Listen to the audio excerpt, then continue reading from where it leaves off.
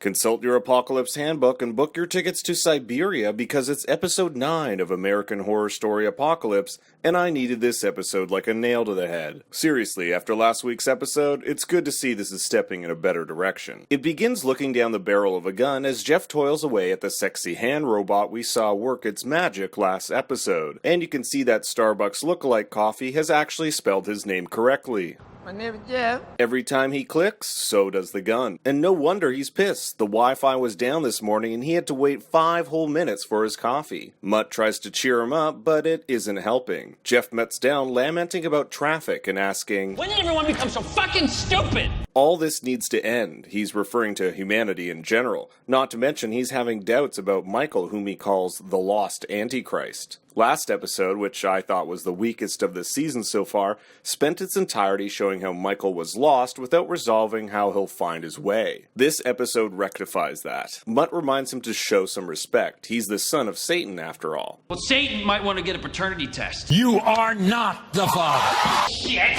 Jeff is sick and tired of waiting. Michael owes them a world worth the hate, and Mutt tries to calm him down, saying that even Jesus needed time to sort out his shit. He's referring, of course, to when Jesus spent 40 days and nights in the desert where he also met Satan. The world is shit and they need to burn it down, wipe the slate clean, and start over. They're interrupted by Venable, and you can even make out some sick pinball machines here in the back. She reminds them about their meeting with the Cooperative, who we really haven't heard from since episode 3. The Cooperative is the organization that Michael works for, who were responsible for the apocalypse. Venable wants to know who or what exactly this cooperative is. She asks if Michael is a member and Jeff lightbulbs. Perhaps they can introduce Michael to the cooperative and together they can finally get shit done. Venable chastises the two, saying she should be given more agency because she spent all her hard time solely for this company. She's not getting the respect or power she deserves. Also notice that she's wearing purple. If you remember all the way back in episode 1, Venable tries on a purple dress, which she's not supposed to do. Purples are only designated to the elite who paid their way in the bunkers. Mutt tells her there's an old saying, if you aren't where you want to be, just look in the mirror. Again, another nod to episode 1. They dismiss her because she has more important things to do, like order those mile-high escorts. She's had enough and tells them she's done here. But Jeff's idea about Michael must now come to fruition. Back at the Coven, Mallory attempts to raise a bird from the dead, similar to what she did with the doe earlier on in the season. Myrtle and Cordelia tell her the reason it's not working is that she's exhausting herself. She needs to give it time. And it's time that they don't have. We learn this takes place after the burning of Miss Mead when Michael told them he'll come and murder them all. As long as they stay in the Coven, all of Robichaux will be protected by Cordelia's aura shield. Any human, demon, or other will find it impossible to get through the doors. Zoe gives a lesson on controlling the energy around them. Energies can take the form of emotions, spirits, and toxic people. The key to understanding such energy and defending from it is a Guardian's Chalice, a trap for the bad energy which needs to be used in conjunction with a mantra. The power will then get sucked into these jars filled with rusty nails and blue gems. Dinah, as Queen of Voodoo, performs her own ritual outside the steps of Robichaux, cutting herself with blood and ruining their nice hardwood patio. Apparently her ritual breaks Cordelia's protection aura, and Michael enters with Robot Mom. Michael confronts the witches and is given a warm welcome. Yours. When Zoe takes matters into her own hands and jettisons the nails right into Michael. But Michael goes all Neo from the Matrix and completely obliterates the witches.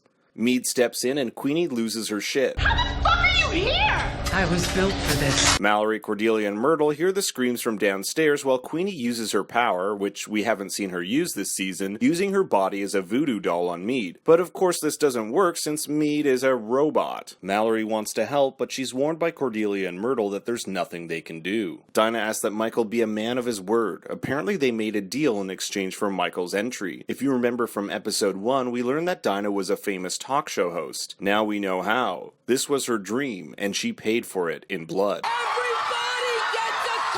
Michael ventures upstairs to finish the job, but the remaining witches have escaped. Back home, Michael exclaims that they've failed. Seems Michael has held on to his mother's home because this is the same satanic kitchen area where Michael was raised by Satan Mead. Mead tries to console him, claiming that this was still a victory. The best is yet to come when the world will reign with fire. We then learn that Jeff and Mutt are watching the conversation through Mead, just like how Michael used Mead to see what was going on in the bunker in episodes 1 to 3. Furthermore, they can control what Mead says, trying to influence him to end the world. because ending the world would mean ending the witches. But we know that isn't entirely true since they end up surviving the apocalypse. Michael says he could run for president to take over the world, but Meade calls him out because that's exactly the plot to Omen 3. Have any of you seen that movie? Is it any good? Leave a comment below. After another quick hit of the Devil's Dust, they try to get Michael to come back to them. There they can influence him to get in touch with the cooperative. They pass him a list of 100 of its members, like Putin and Bill Clinton, and we learn the cooperative is just a name for the Illuminati, a secret society often alleged to conspire to control world affairs by masterminding events and planting agents in government and corporations in order to gain political power and influence to establish a new world order. Since everyone in the cooperative has sold their souls to the devil, he therefore controls it. They don't need magic to take over the world, they can just use the shittiness of humanity. Genocide and bombs, baby. Also extra points if you caught the actual human here posing as a robot. Mutt explains the next step is to trigger Dead Hand, a Russian nuclear defense system which was created to ensure mutual assured destruction. If it detects a missile, another will be sent in retaliation automatically, even if the commanders in charge are dead. The remaining witches hide out in the secret swamp shack where Cordelia astral projects to find the witches back at the coven disappear on her. She couldn't feel their souls and therefore was unable to bring them back. It was likely that she was performing Dissension here, which we saw Mallory and Michael successfully perform earlier on in the season. Madison pipes up and informs the crew about Michael's ability to erase people's soul, which we saw him do in Murder House. Cordelia pimp slaps Madison, furious that she withheld this crucial information. Myrtle steps in, saying none of this fighting will bring the girls back. She pulls out an ancient tome and tells the others about Tempus Infinitum, or Eternal Time. Whoever has this power is said to be able to change past events and alter history, leading me to believe this will be how the apocalypse is eventually reversed. And who has this power? Mallory, of course. If she was able to harness this power, she could change time and save the Coven. There's just one teensy little problem. Those who have attempted it have died trying. Cordelia draws a bath, and Myrtle tells a story as we're transported to Siberia 1918, 4 months before the end of World War I to be exact. A young woman, Anastasia, is startled by a commotion in the hallway, and her father tells her they need to be moved into the basement because of the danger of nearby fighting. She tells her family to grab their things, and they're led to this creepy basement to be shot for their crimes against the Russian people. But Anastasia uses a protection spell, only to find out her powers aren't strong enough. Now I'm like, why the hell is Myrtle telling Mallory this grim story? This is like the worst pep talk ever. Apparently they need her to know it so she can go back in time and save Anastasia as proof she can do it. Mallory must put herself in a different state of mind and focus on the jewel, using it to place herself in a Siberian basement. Cordelia and Myrtle chant as Mallory farts a bunch in the tub and is transported to Siberia. Now I don't know how Anastasia knows English, but I'll just chalk it up to witch magic or the fact that maybe an elite Russian at that time might have known it. But the plan seems to be working until it doesn't, and they're all stabbed and shot to death. Mallory returns from the worst bath of her life and is consoled by Cordelia. It's only when Cordelia confides in Myrtle that she says the only way Mallory will be able to successfully pull this off and reach the height of her powers is when she has passed. In other words, if Cordelia dies, the Coven can be saved. And she has a heartfelt conversation about her mother, Fiona, who only put herself above the Coven, which is juxtaposed with Cordelia, who puts the Coven before herself. She's distraught, not sure what the right move is, but Myrtle is doing a great job at lifting her spirits. But it's not enough for Cordelia. They must invoke the Sacred Taking, a ritual in which her powers will be transferred to Mallory. But this would result in her death. The fact that Cordelia is willing to kill herself for the greater good speaks bounds about her character. Myrtle and Cordelia pay a visit back to the bunker to enlist the help of John Henry, and behold, every bit of help can slow Michael down. But behold, they're dead. Back at Coke headquarters, Venable packs her stuff when Jeff and Mutt return her letter of resignation. In fact, they agree with her. She can't possibly work for a company that won't be there when the planet ends. They offer her a job working for the Illuminati, which she thinks is silly. Not silly,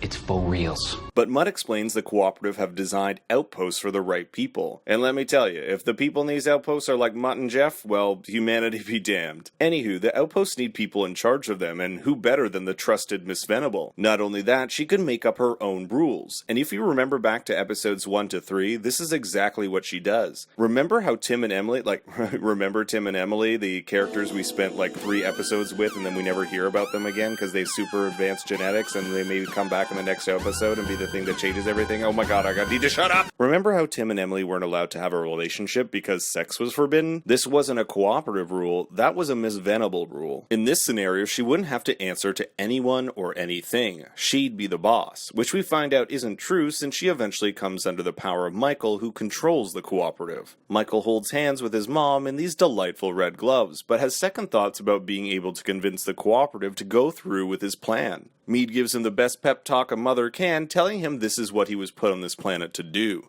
to destroy it. Michael addresses the leaders of the cooperative, who look like they're in some crazy Ridley Scott kink film, and tells them he's the Antichrist. With a wave of his hand, he commands their attention, telling them the time has come to wipe the slate clean. It's time for the apocalypse. Because these influential members have given their souls to Michael's father, they have no other recourse than to obey. But fear not, their families will be saved in luxury fallout shelters. And with his final words, Michael turns their attention to these handy binders so that the plans for the end of the world can eventually take place. I'm so excited for the finale, guys. In my opinion, this season overall has been better than the last few, and hopefully we'll get to find out what happens in the current timeline, the one we left off in episode 4. I'm also thinking of doing a promo breakdown if I have the time, so stay tuned for that. And if you like this video, make sure to like and subscribe. Also, since the season is winding down, make sure to give me suggestions on what shows or movies to do next, either in my comments or on my Twitter page. And until next time, remember, Daddy loves you very much.